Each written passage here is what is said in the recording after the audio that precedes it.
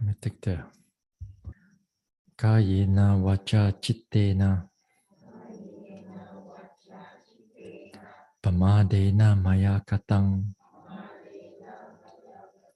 achayang kamame bante buri panya tathagata kayena wacha chittena pamadena maya katang achayang kamame dhamma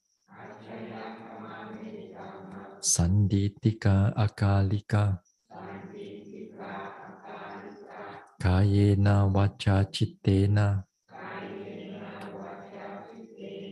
pamadena maya katang achayang kamame sangha supatipana anuttara sadhu. Namo tassa bhagavato arahato samma sambuddhassa.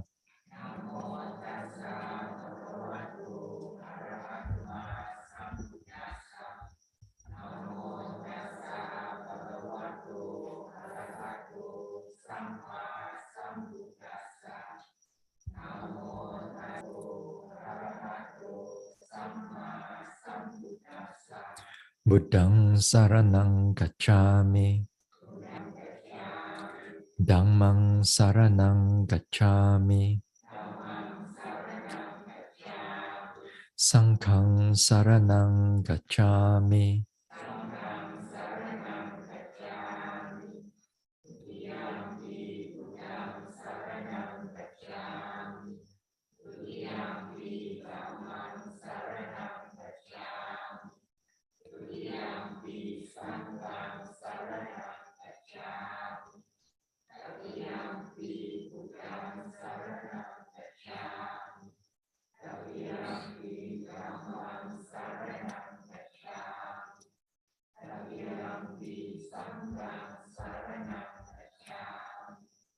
Tisarana gamanang paripunang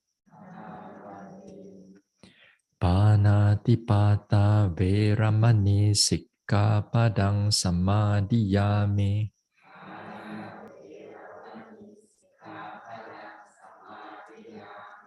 Adina dana veramani sikkhapadang samadhiyami.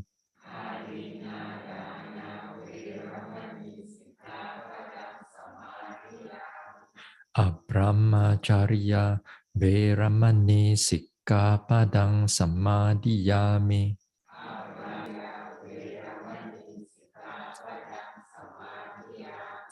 Musawada veramani sikkhapadang samadhiyami.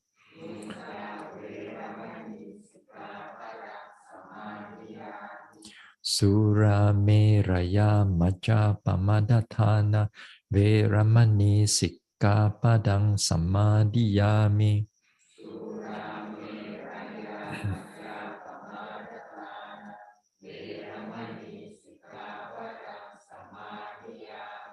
Vikala bhojana veramani sikkhapadang samadhiyami.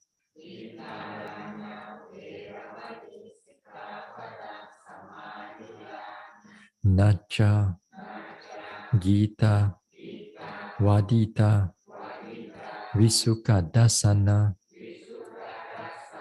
Malakanda Vilepana Dharana Mandana Vibhusanatthana Veramani sikkhapadang samadhiyami. Uchasayana Mahasayana Veramani sikkhapadang samadhiyami. Idang me silang Magapala nyanasa Pacayo Hotu Appamadena sampadeta sa. Let's start off with some guided metta. So we sit here, we let go of all the vipassana objects. Just keep the mind present, peaceful, calm.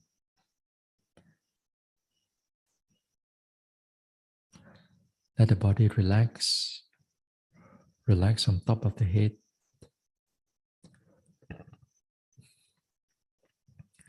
Top of the head to the forehead, to the face and neck, shoulders, arms, the chest area, stomach area,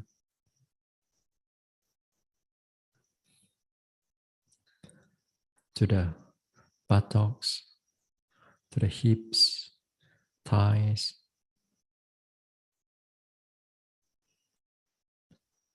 the knees and calves, the soles. So relax the body, keep the mind alert and peaceful.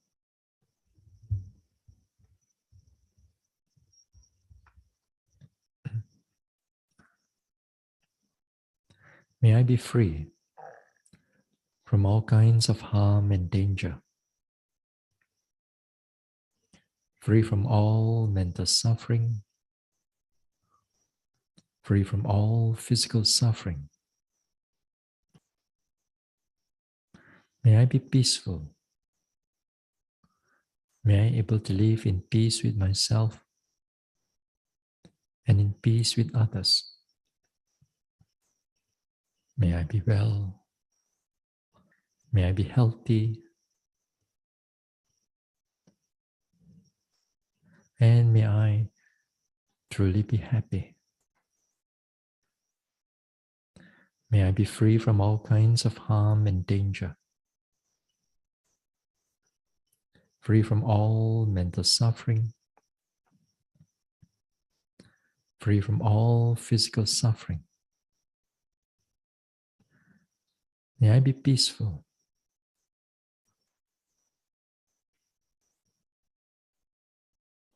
May I be well. May I be healthy. And may I truly be happy. Let us expand our metta to all the beings around here,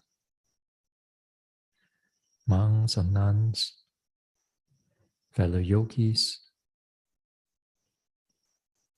to the Dharma workers, helpers, volunteers, to all the donors, the sponsors,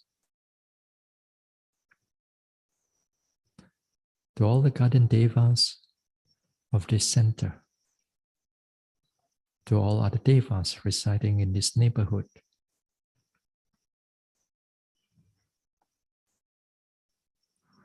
to all the petas, and to all the animals, big, small, seen or unseen.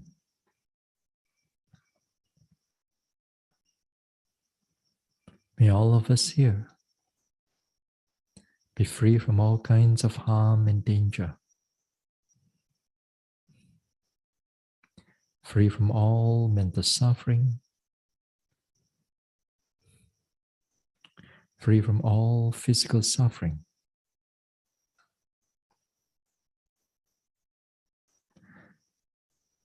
May all of us be peaceful,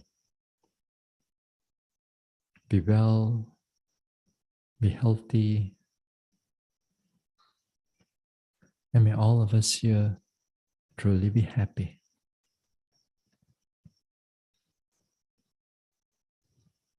May all of us be free from all kinds of harm and danger, free from all mental suffering, free from all physical suffering. May we all be peaceful, be well, and truly be happy.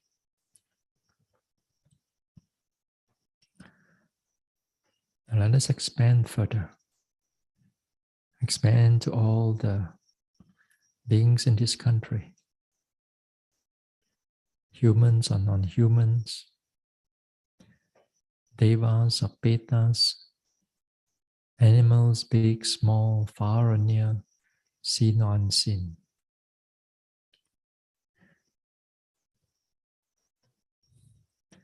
May they all be free from all kinds of harm and danger, free from all mental suffering, free from all physical suffering. May they all be peaceful.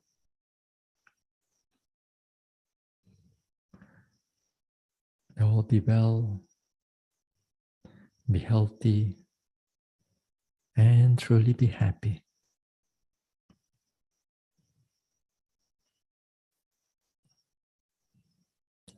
Now let us expand our metta, reaching out to all the beings in this world.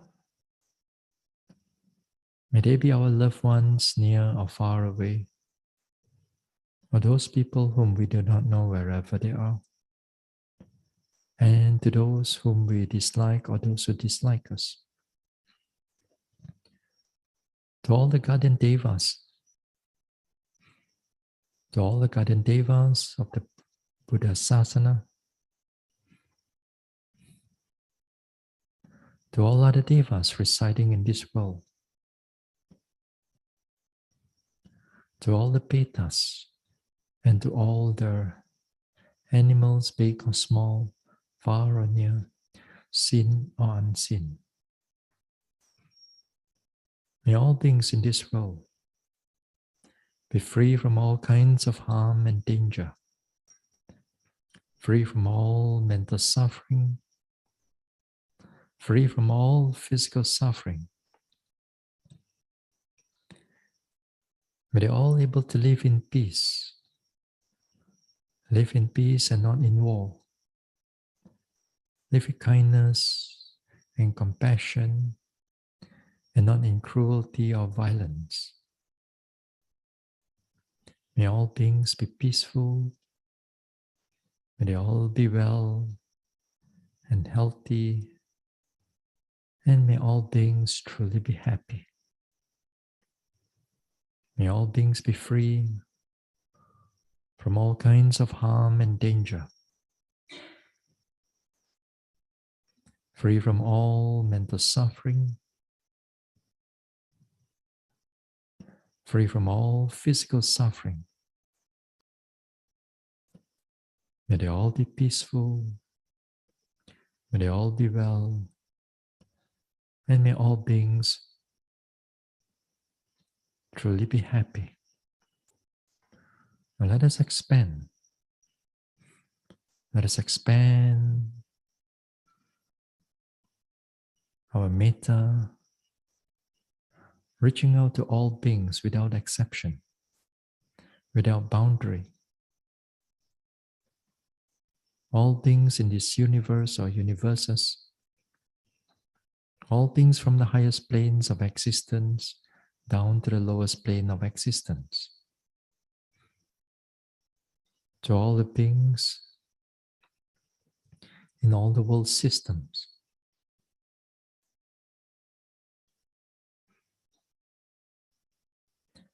May all beings without exception be free from all kinds of harm and danger, free from all mental suffering, free from all physical suffering. May all beings be peaceful, able to live in peace with themselves and in peace with others. May they all be well. May they all be peaceful. And may all beings truly be happy. May all beings be free from all kinds of harm and danger, free from all mental suffering, free from all physical suffering. May all beings be peaceful. May they all be well and healthy. And may all beings truly be happy. May all beings be peaceful. May they all be well. And may all beings truly be happy. And slowly let go of the reflection on metta. Bring the mind back again to the body. Feel the rise and fall of the abdomen.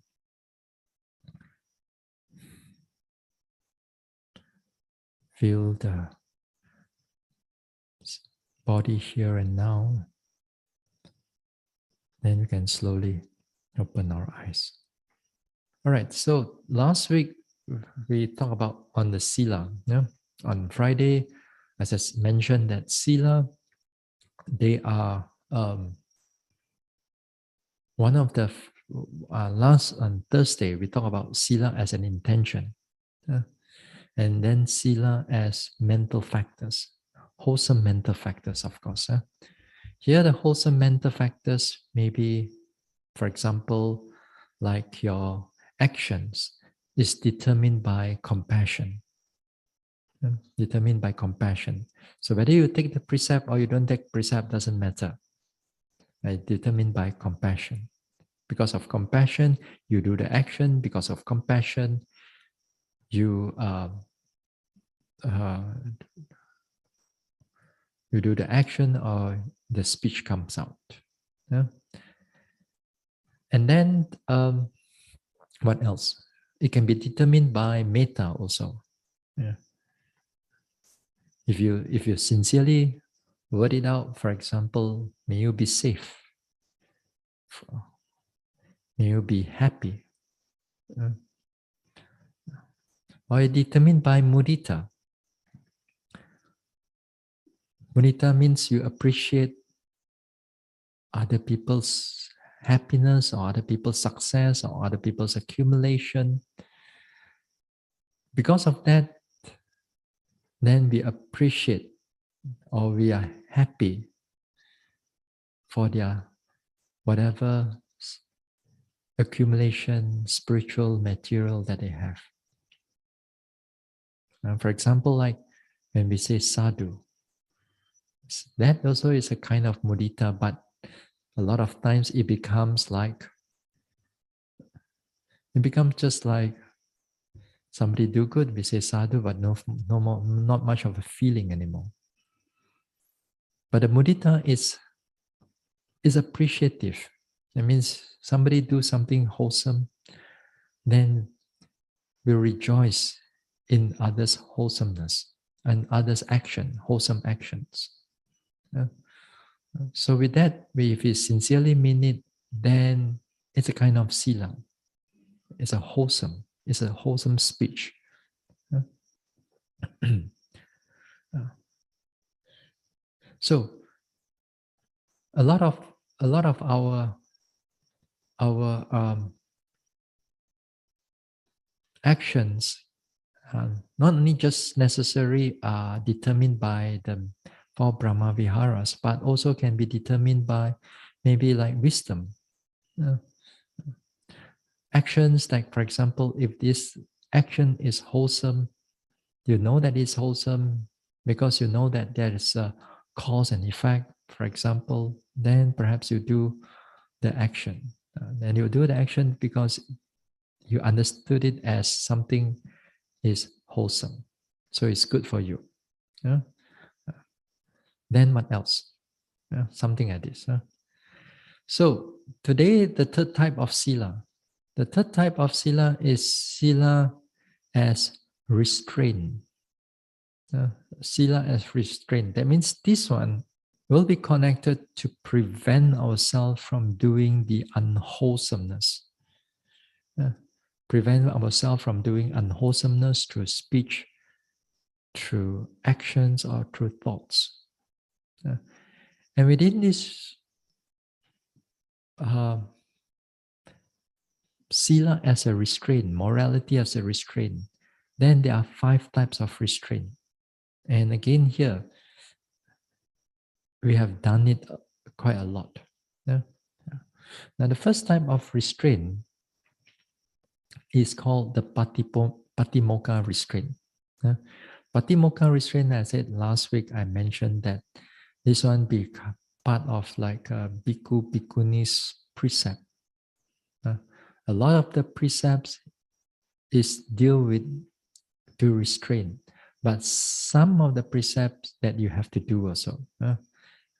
So that one we leave it to the monks and nuns. The second one will be more important, especially towards for the yogis.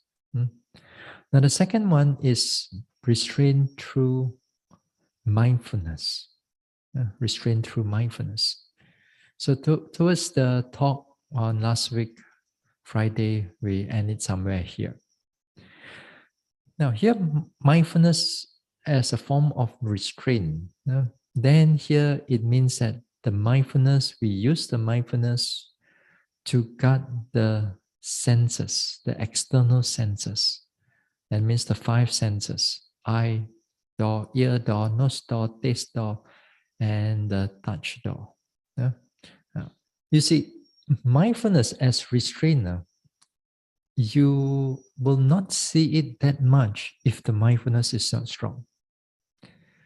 Only when the mindfulness is strong, then only you see that the manifestation of this mindfulness. How this mindfulness, when you are alert and clear, it protects your senses from coming in. It protects all the defilements from coming in. It protects the defilements from coming in through the senses. Normally, what we do as a form of restraint, for example, like if there are, normally if like our place, our house, all filled with all kinds of beautiful things, our people, our loved ones, people, your things, your duties, your responsibilities, then with those things, it's not easy for us to develop the meditation intensively. Partially, maybe you can, but intensively, we cannot, not so easy. But partially means the mindfulness will not be continuous. The development of the mind will not be continuous. So it's going to be partial also. So therefore, we come into a retreat. So we come to a retreat. That means that we are restraining all our senses as much as possible and away from those things. So when we are away from those things, then it is a kind of restraint. We restrain our senses physically. We restrain our senses physically. So we let go of our duties, responsibilities for a couple of weeks or for 3 months, depending on what's your retreat time. So because of that, it reduces a lot of our attachment, and that is good. It's a kind of restraint also. It's a kind of restraint. You're away from those type of things. But restraint of mindfulness, it takes the quality of mindfulness to arise. Then you find that this time is like from internal. The mindfulness is internal, and then therefore the restraint is coming from internal, and it protects the senses it protects the defilements from coming in. Not the avoidance type. So the first one is that when we come over here, we restrain in the form of we avoid those type of things. But when you come in here, then here we also exercise certain kind of restraint, but this time the restraint comes through with mindfulness. Now come through with mindfulness here to give you example, simple example. Let's say your walking meditation. Now, when you do your walking meditation, sometimes if you do your one face walking meditation, then when the mindfulness is not that deep yet, or the clarity of the mind not that deep yet, you tend to walk, and then you see somebody, you see outside, you see the trees a little bit. Then after you walk again, walk. If your mind is restless there, then your eyes, you will see that your eyes will keep on looking here and there already. Then after that, you feel that you want to go outside and take a walk, take a breather, see the birds and trees for a while. So the mindfulness is not that strong. And the mindfulness is not that strong at this time. But when you come to your slowest phase, let's say you do your 3 phase, 4 phases, then that time when you're actually paying attention to your object, lifting, pushing, dropping, and you label it, and you actually able to notice something, and those objects are clear to you. At that time, you find that your eyes, your ears you're not so interested in outside things when things are clear to you. When things are not clear, then after that, you start looking there again. So when things are going well, when mindfulness is going strong, you find that the eyes is not interested in all these outside things. Even there's a little bit of sound, the eyes is not going to check it out and to think of who is it. It's just keep on noticing the steps, the sensation, the whatever that's manifesting in your lifting, pushing, dropping. So that time you see that your eyes and your ears are much more guarded. Why? Because of mindfulness. The manifestation of mindfulness, when it's strong, you see that the mind, the eyes, and the senses are not interested in all the other objects. Doesn't mean it don't know, It doesn't mean that your mind don't know. You know something is there. Even as sometimes like you're walking very thoroughly in your observation, then there's something that's moving there, and you are not so interested in looking at those things. Your eyes is still 5 or 6 feet in front of you, and the observation is still going on with the thing. So here, therefore, here is that the mindfulness itself, it becomes guarding. So it got the senses. So therefore, when the mindfulness is clear, it guards in so many ways, even like when you're eating also the same thing, especially the taste. So here when you're chewing and you're paying attention, and let's say that time you're more thorough in your noticing, then when you're chewing, biting, and noticing how the jaws are moving or the tongue is moving, and then that time you find that you're not so interested in what you're eating. As long as it doesn't check at you, it goes inside you too hard, and then okay, everything allowable to swallow down, and fine. You don't. It's okay. You're not so interested whether how people cook this thing, how much in this way. We just makan only, mindfully, clearly. But the moment that next week when you go back, different already. When you makan, you want to know who cooked lah, how is it being cooked lah, what is there lah, what the ingredient there. You kepo already lah.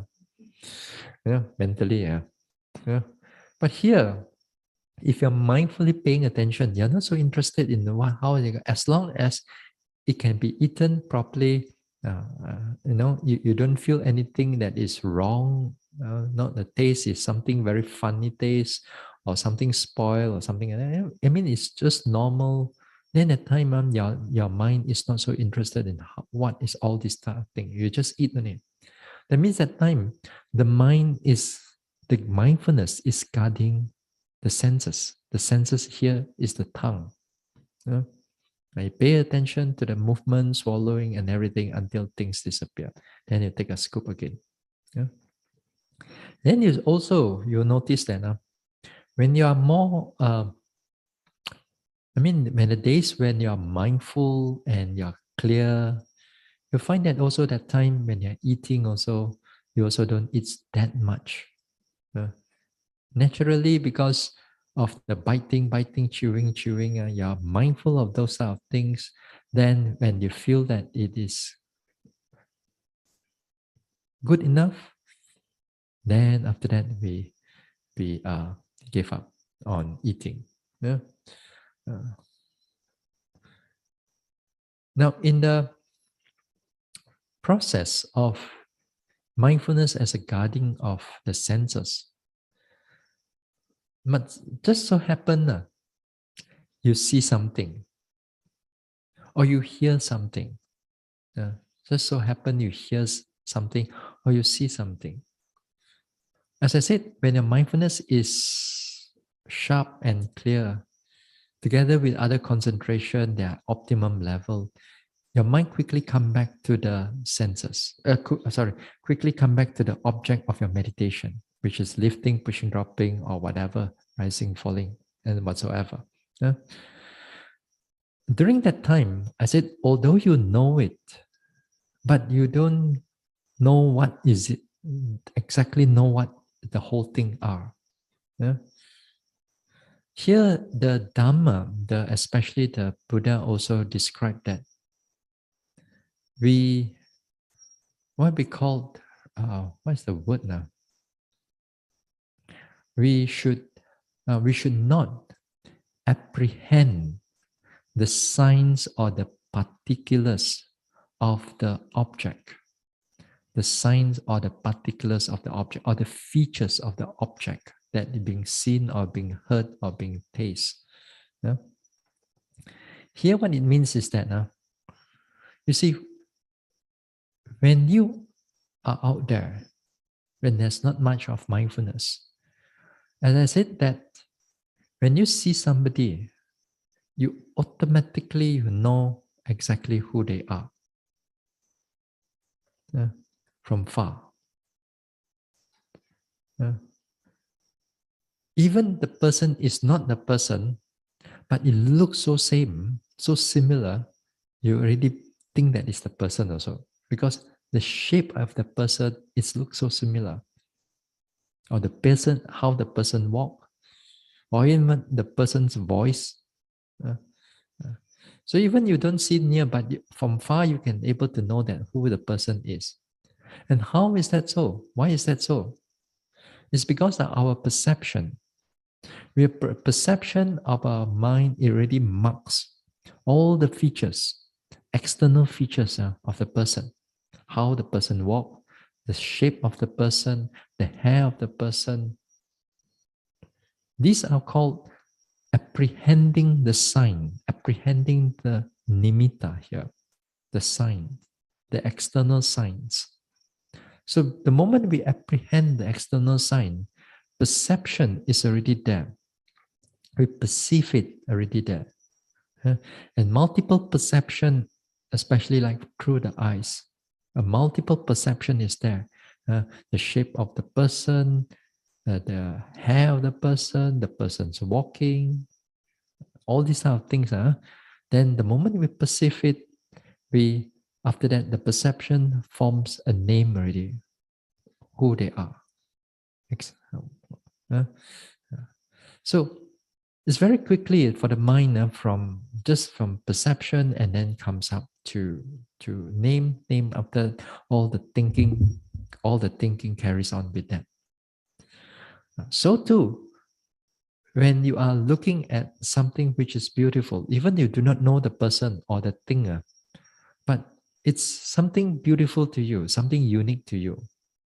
You look at it the shape of the thing, or let's say a dress or pants or whatever, the color, the cutting, everything you've been looking, and you take note of all the details of the thing.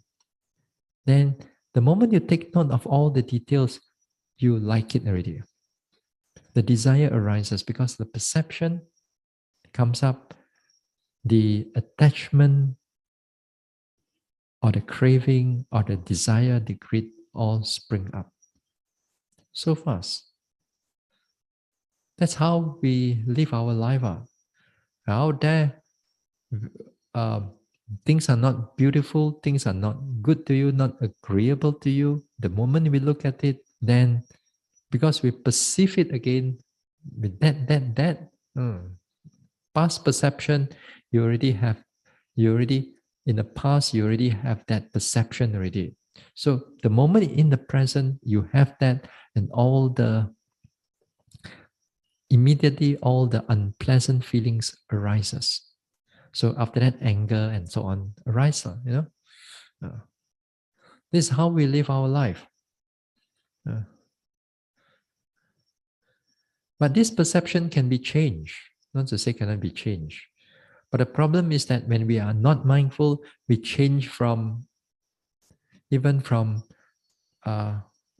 give what is not beautiful and which give you anger or irritation. Then after that, it can becomes liking or attachment. Yeah? Maybe somebody that you don't really like at all, really hate the person. But after some time, not bad, then not bad, then fall in love. You know? Perception change. But because we change from what we don't like to like, and like we don't like. In the world, we do like that. We go on like that, and so on.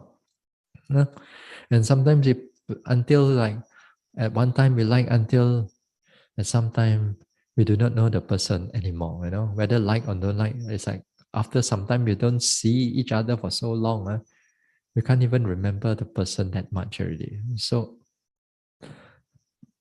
neutral feeling already.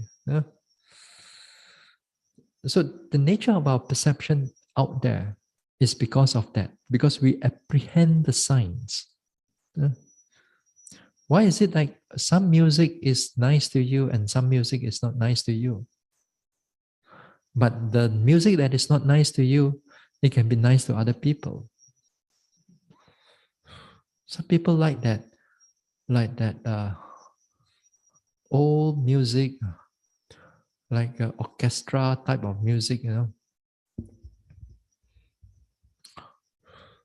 or soprano, that type of, that they're so high the voice and you sing only until the window also crack, that type of voice. But some people like it. I don't know what they are singing. The pitch is so high already, all in Latin or whatever. But some people can.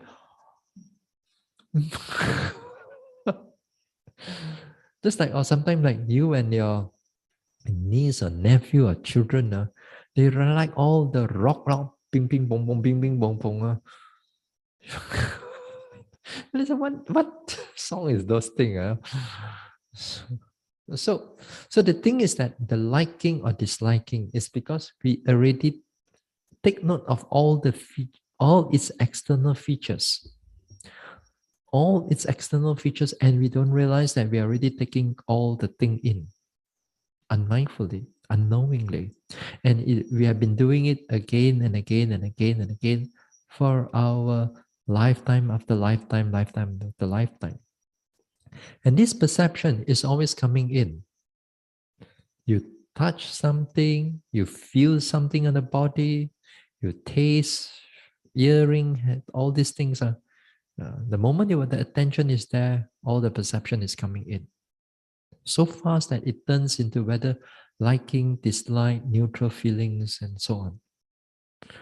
This is where mindfulness comes to change all the wrong perception. Last Saturday, I talk about the 4 wrong perceptions. One of the perception is that when we see beauty, no. Last week I talked about the wrong perception of beauty, but when the mindfulness, wisdom all come in, we change from beautiful to become non-beautiful, so that the mind doesn't get attached to them. Now here, mindfulness, when it comes in to guard the senses.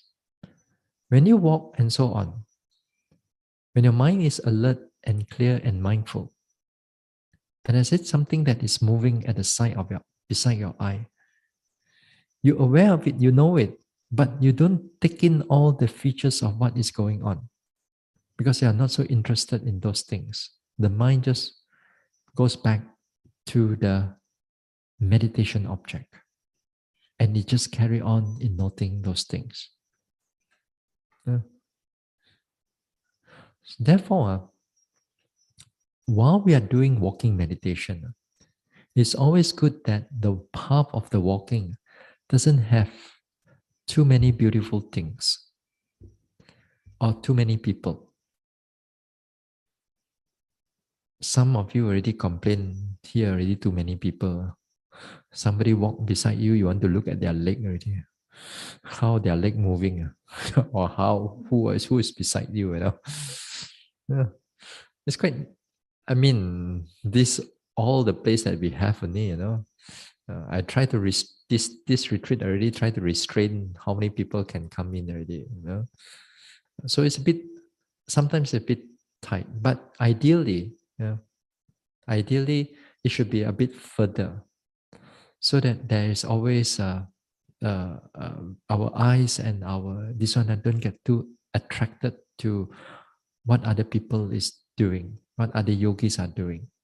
Because as I said, there's nothing much in the retreat center already, nothing much already. That if there's no picture on the wall, nothing beautiful, you begin to look at other people. But if there are beautiful things and so on, it's even more difficult. So it's not so easy for some people to do walking meditation outside now, especially outdoor. If it's in the outdoor, if let's say you go to a place and you have to do the walking meditation outdoor, that means there are trees beside you, or maybe in the forest there's a path, and then you meditate there, and you have a kuti there, and outside usually is the walking path. It's usually not every place is like your walking is under a roof. Some places the walking is on a jungle path. So you just put it nicely, flatten it, and then you walk there. The problem is that when it's raining, you cannot walk already. So because there's no roof. Sometimes they make some roof for you, just a walking path. So no matter what it is, it's always good that time you have to control your senses. Got to remind yourself, don't let the eyes keep going here and there, or keep listening to all the sounds beside you, unless it's very different and so on. So here, while we are here, so it's always good that to keep your eyes not interested in other people, not interested in all this one, then your attention, therefore, it comes back to the sensation, to the feet, and so on. There'll be times like while we are doing retreat, some days really get very, very difficult. You just have to go out to walk, outside in the garden to walk. To me, I don't mind, because some days it is so tension building up. But when you go out to walk, doesn't mean that you just begin to look everything everywhere. You do all kinds of things, and then you just try to ease off like that. Actually, the mind is even more restless. So therefore, when you go outside to walk, you make sure that your eyes are not looking here and there, not listening to too many things. back again to your feet or to the body, but you can still be outside. You have to restrain that. Sometimes we forget the moment we go out from the building only.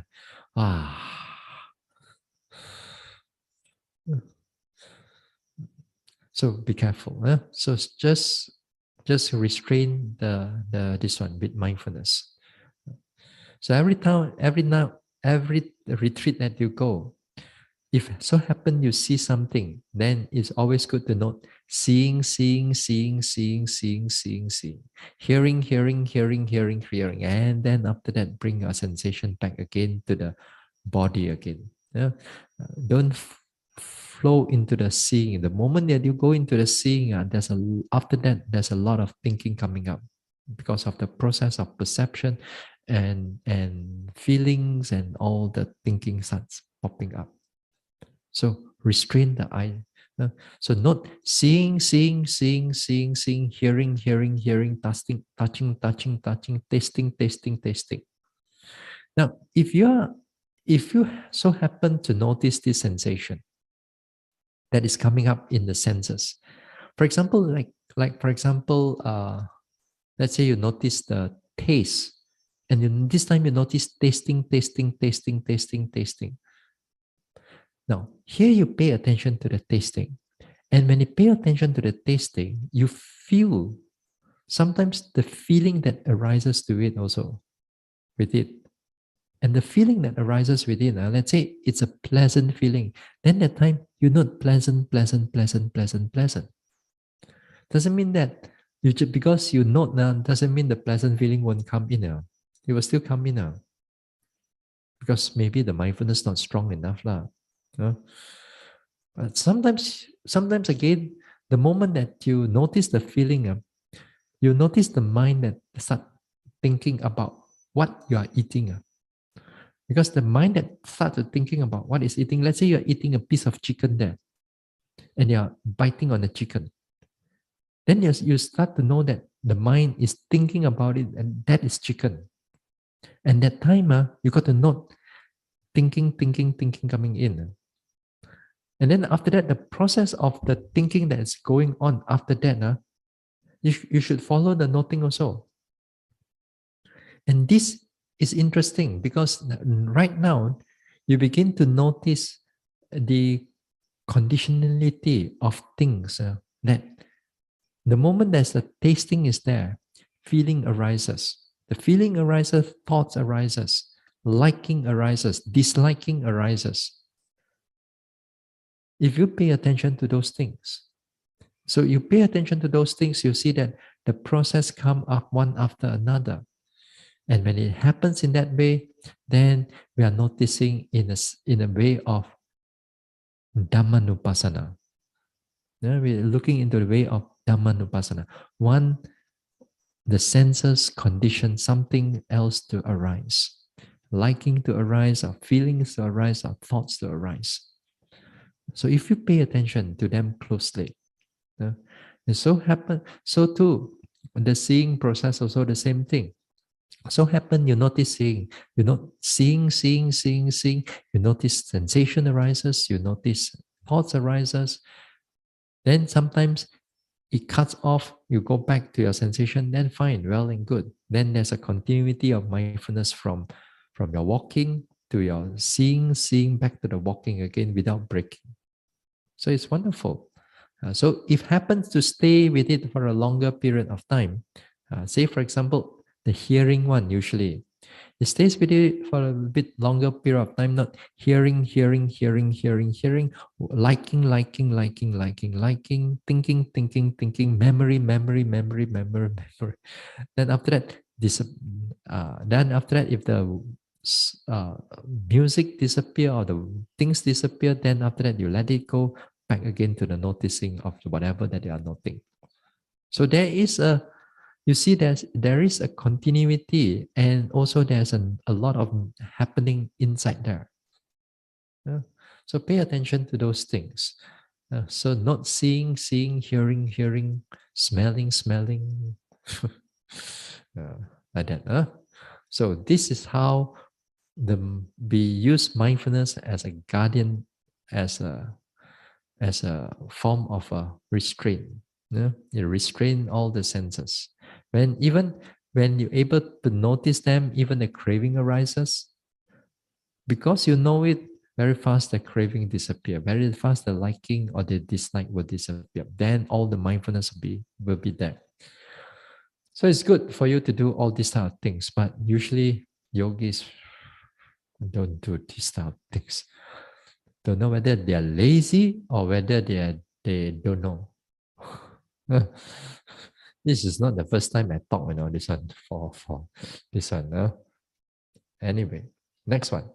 The third type of restraint is restraint by wisdom and or restraint by knowledge. Wisdom or knowledge here. Here, knowledge means you have right teachings. Right teachings, for example, teachings of the Buddha, uh, uh, or even the worldly teachings also, which is also can be wholesome. Say, for example, you want to kill something, but you don't think about your precept, but you think about there's such a thing as, if I do this killing, there's such a thing as karma. There's such a thing as unwholesome, unhappy resultant will arise in this life or in the future. Because you think it in this way, you prevent yourself from killing. Then this is called restraint by wisdom or restraint by knowledge. Right knowledge. You restrain it by right knowledge, which is good. Uh, uh, you know that, for example, like uh, while we are here, then you start talking to other people and so on, or you start playing with your phone and texting and looking at other things. Then when you notice these type of things, the desire may perhaps come up that you want to do it, but you because of the knowledge of the past that you have, that when I do this thing, wow, my mind is so restless, I cannot meditate for so many hours and so on, so you restrain from taking up your phone, which is good, because this type of phone, wow, now is so difficult, it's near to an addiction already, for a lot of people. Yesterday I was going through a YouTube on the people talk about games addiction. You still play games? Who knows? But the gaming industry is a huge industry. So huge industry that they talk about how they hook you in. In the beginning of the games, they make you keep on winning. They let you win first. Why? Then the more that you win, then the more shock already, the more you like it already. Then you keep on playing. Then they give you some points and this and that. Then after that, you want to maintain it. And you want to maintain and you want to play with other people and so on. Then after that, that is where it starts to hook you in by paying more money. You pay this, you get this, you pay that, you get that. So you pay a little bit. So you can. After you play, you don't have enough, so you buy some more. So you buy some more until you get this one, you get so hooked into it that you cannot even let go. Maybe nowadays, the 5 precepts also include game addiction. This type of addiction already, it doesn't make you. I mean, it's an addiction, actually. Yeah. Or maybe in the 3rd precept, because the 3rd precept, they say kamesu michachara. It's not just only sexual misconduct, because the word kamesu is various desire. Michachara means misconduct, wrong conduct. Where got sexual misconduct? But the the here now is the in the past, of course, there's no gaming, all this type of thing. It's the peak of desire. It's a sexual desire. But nowadays, sometimes people forgo sexual desire, but the peak is their addiction to all these games. Addiction, the whole mind is involved into it. You don't want to seek for a girlfriend or boyfriend or partner, they are whoever is on the other end of the games is your best friend already. So addiction is so strong. Uh, uh, ew. Hey, talking about this industry, they says that each one spend sometimes it mentioned that the YouTube mentioned that there are very few. I mean, there are people who spend up to 100, 200,000 USD for the gamer playing the game. You can buy a house already. USD. Oh, crazy. This the addiction is so strong nowadays. And in the past also, I've seen videos about children in China. The addiction is so strong that they have to send some of these children to a camp to remove all this addiction. Like you have alcohol addiction, or you have drug addiction, to rehabilitate them, to make them proper again. So, so strong. I mean, isn't that addiction right here? So actually, it can fall under on one of the precepts. Actually, one of the five precepts. Maybe not number 5. Maybe number 3 already. Now, so strong. Anyway, knowledge by understanding its consequences. We understand that the consequences give us bad or unhappy result. Then we prevent ourselves from falling into that trap. We prevent ourselves from falling into that trap. That is good. And in many ways in our life, we know that these type of things, a lot of times we use our intelligence, our this one to remove ourselves from doing all kinds of unnecessary things. But nowadays also, especially the young adults, teenagers, when they connected to social media and so on, they post everything up now. Actually, it's a form of the psychological form of what you call narcissistic behavior. Narcissistic means that you want to show off yourself to other, and then you kind of like you fell in love.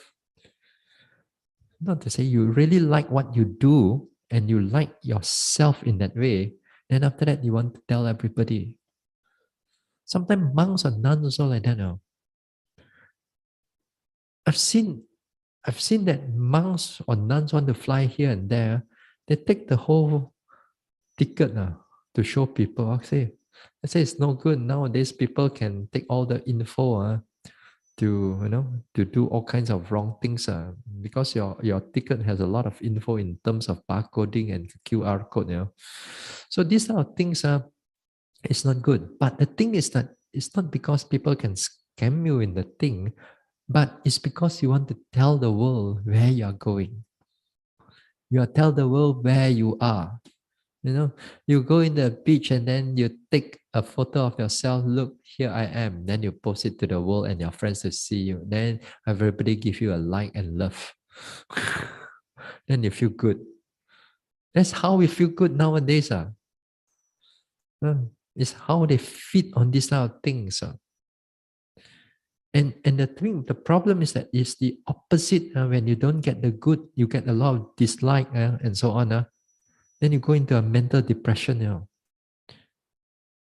People go into mental depression because somebody comment on their Facebook or whatever, and a lot of dislike more than the like. depression. You laugh lah, but it's real. This is real happening in the world right now. And we are, and a lot of times we are addressing on the minor and these sort of things, but a lot of things are happening in the modern sense that very much to do with non-understanding, a lot to do with their ego, a lot to do with their this thing. If all of you over here, let's say something like his age, which is only 21 only, then the rest of you, I mean, if the talk, I mean, if the audience is like around that age, late teenage or teenager or early 20s, then my talk will be totally different already. All the example will be something like that already. Games, although I do not know much of it, But the thing is that we grew up in a time set where gaming industry starts to begin. Yeah. Where when I was younger, we have that. You go to the game arcade, you put 20-cent coin and then the ding ding ding ding. We play that type of game. You've seen that before? We play this type of game. That time, the gaming industry, something like that starts. And then slowly it moves into the electronic and so on. Those before that, it was mechanical in a sense. So nowadays, things are very different. So therefore, in a sense that although I'm not into that after all, but I've seen, the moment I've seen these type of things, people are suffering because of that. They don't see the consequences of whatever they posted up, whatever that they do. They follow the crowd, they follow the peer pressure, they follow the social pressure, whatever. Because of they do, you want to do also. Without a layer of filtration there, without the knowledge or the wisdom to filter that. They don't want to listen to too much of the elderly people, what they talk. They say, you are not grown up in the digital age, You're all dinosaur. Dinosaur. So it is a big problem. It's a big problem with this type of digital world right now. We do not know where is that we use the digital for the sake of whatever that we need to do. But nowadays we overuse it and so on. But if you underuse also, very difficult for you to be alive, today. Nowadays you order food, not all the time you walk to the shop, you just 来了. You take a flight ticket and see, nowadays the flight ticket is that they don't issue ticket, everything is in the phone. If you do not know, simply you touch, boom, your ticket gone. Or you can change your date or you change your itinerary. So a lot of times we see that a lot of more elderly people, they begin so afraid of using digital thing. Even right now, like parking. When you're parking a car, some places we don't use the coupon and all anymore. We use everything is digital. You just put your number and they already, they already know how to deduct and everything is there ready for you. I mean, I don't have car, and but I sit beside them, I see what they do, The problem is sometimes they do not know what to do. They ask me how to do. They ask me how to put in the number, how to deduct the this one, whether enough money or not. But I know since we are using phone and all that, just look around a little bit. We know what to do already. But anyway, the thing is that a lot of people fear, especially as we get older, digital way of how things are moving is a very fast manner. Nowadays, Like for example, you want to earn money. I mean, you want to earn a lot very fast. You have to go in online already, internet and all things. But when it goes down, you also a lot of problem. Like nowadays, like Bitcoin, the craving for it now. The one thing you don't see any physical money. You don't see anything in the bank, but you see everything is going up. But when it goes down, everything just goes down very fast. Like for example, like yesterday, I read somebody again, like they call it NFT, like you have a digital art, digital thing, and then you sell it to somebody, or you own the type of digital art, as a kind of like, you have like your stocks and houses and all that, but now it's all in digital format. So you have those things. So those things, the prices can go up and down. So when they bought that thing, let's say a piece of digital art, it cost like 1 million, and it was very famous. And yesterday, the whole thing went down to $40. So fast. All your investment all gone. But when you want to go up, it can go up very fast. But when you go down, it go down also very fast. So a lot of people fear of all these kind of things. So because again here, we don't have the desire, the attachment, the strong addiction, and so on. We don't have the filter anymore. A lot of times we do not know where to filter the whole ourselves, to pull back ourselves from doing all these type of things. So you got to be careful out there. The addiction is very strong.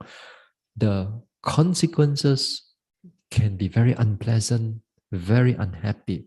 So therefore, we use certain worldly knowledge and certain wisdom, spiritual wisdom that we have due to our practice about understanding about mindfulness, about desire, about anger, and so on. So we restrain ourselves from going further. If not, if we act on those things, then there will be a lot of unhappiness. Even if we have some worldly wisdom that we can prevent ourselves, also is good. So wisdom in the form of as a kind of restraint, that will be very good. The next one, restraint as patience. Restraint as patience. Patience here means like you have to bear up with all things that which is unpleasant to you, external things. Here, like for example, hot or cold, mosquito, and so on. People, other yogis also. Like hot and cold. You see, like in places, especially like Burma, Thailand, and all that. They can be very hot, especially like March, April, May, June. And especially like March, April, or May, it can be tremendously hot. Sometimes can reach up to 40 degrees. I stayed there for one summer enough already. I mean, here hot. At least we got some fan now. There, Burmese, they don't like to turn on fan. They meditate. So many of them there, not even one fan. Sometimes you got like 50 yogi in a hall. Let's say the hall is about twice this size, but 50 yogis sitting there. Not even one fan, and the weather is at 37 degrees Celsius already. As hot as your body already. And they love to meditate like that. And you sweat. It's like a sauna. And usually for Malaysian, the more you don't have to tell me that you are Malaysian. We already know that. Mostly you are Malaysian already. By whether you sit down, you turn on the fan or not. We go there, we see the yogi turn on the Agak Malaysian already. Chinese, you look Chinese, Malaysian. Singaporean. Uh, because they love the fan. We all cannot tahan with the fan. We see the fan, we have to turn it on. It's our habit. But the problem is that with the Burmese, not problem, it's their way. Then they look at us, it's like, how come these people keep on turning and turning the fan? And sometimes this one again, my preceptor again. People meditate with the fan on. He come in and then he can off everything. Then you saw him, you dare not come back. You just sit. You dare not do anything. You then go and turn it on again. You cannot do anything. You cannot do anything. It's just like that. So here you have to bear it up. You have to bear up. And the thing is that if you learn to bear up with the heat, after a while, your mind can able to settle with it. After a while, initially it's a lot of like, wow, very luan one, the whole mind very restless one. Very restless, a lot of thinking. You'll be thinking about the roof, whether you should ask them to put sprinkler there, or to offer aircon, this, that.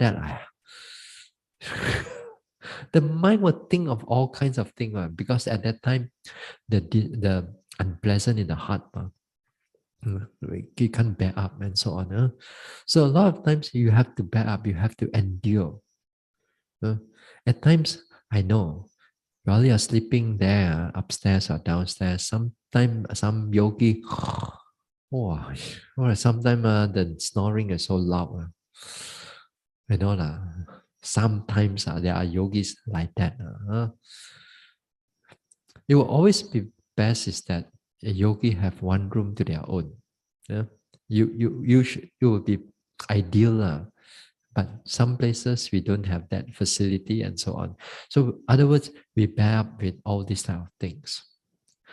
Even if you give you the most luxurious kuti also or luxurious room, you also will complain one. There's no such thing as no complaint one. Something you can tak boleh tahan, especially new yogis, they come in, 1 or 2 times, and they are like a boss or like all the big shot ladies. Oh, that one I can't. That one. Oh, they have a lot, not to say complain lah. Their feedback and complaint is a very close thing one, It's a very close thing. You don't know whether it's a feedback or really complaint because they know how to twist the words. Small little thing they cannot bear up. Small little thing they already like that or like that. So sometimes you have to bear up. Sometimes the place can be more mosquito. Sometimes the place can be more insects and so on. A lot of things may be so unbearable to you. Not all places, everything is perfect. If everything is perfect, your mind is not strong enough already. You must have this type of challenges here and there. Then only you can bear up with this. When there's challenges is there, then only it makes your mind strong. As the saying, the English saying goes, if it doesn't kill you, it makes you stronger. It doesn't kill you, it makes you stronger. So learn to bear with it. Even the heat or the cold, a lot of times you can bear up with that, but sometimes it's so difficult to bear up with another person. Another person is their character, their way of doing things. Ayo. Think also you geram already. You look at and that is difficult, not so easy. The people that is going to sit with you in the same hall, meditate with you at the same hall, sleep with you in the same room, eat with you at the same table or the same dining hall for the whole duration. And again, sometimes maybe you come here for 3 months, let's say, you stay for 1 month already. Oh, things are going well. Then suddenly the person that you really don't like wanna come and meditate with you because you have some problem with her or him in the past retreat already. Then come and yes. Kacau ni. So you see, if you cannot bear up, you're gonna have a problem. So, in other words, when you come to a retreat, small things, small things, don't learn to bear up with it. Yeah. Other people's, in their inclination, their way of doing things may not ngam with you, may not so parallel with you. Some yogis like to talk a little bit more. Some yogis do all kinds of funny things. But of course, if too much, too disturbing already, then this one. But sometimes even they are not disturbing, just because they're slightly different from you, you get very upset. So a lot of times you have to learn to bear up. I cannot emphasize this one a little more. Yeah? Because you learn to bear up, it helps you when it comes to your meditation time. And you have to bear up with the pain and tension and so on. That also, in a way, it's helpful. Yeah? So a lot of things you have to bear up. Okay, so we stop here for tonight. We'll continue tomorrow. Share merits. Idang me bawanang nibbanasa pachayo hotu. May my mental cultivation be a condition for the realization of nibbana. Imang no punya bagang sabba satanang dema. We share these merits with our departed ones, with all beings and all the devas. Sabbe satta sukhi hontu anumodantu. May all beings be happy. May they rejoice in these merits. Sadhu.